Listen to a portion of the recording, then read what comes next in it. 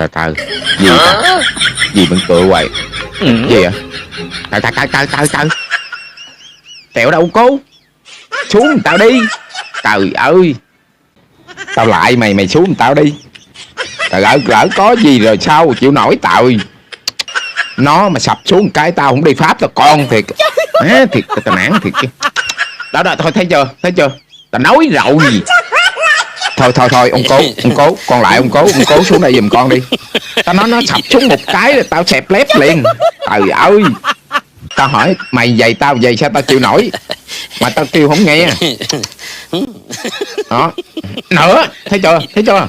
Tao nói thấy chưa? Trời ơi. Thôi. Kiểu này tao nói sáng đêm nay tao ngủ gì được. Mày xuống đây đi tao lên cho. Gì mà không chịu bay. Thiệt, tao nản đó thiệt chứ. Gì đâu không. Thôi. Trời ơi, trời.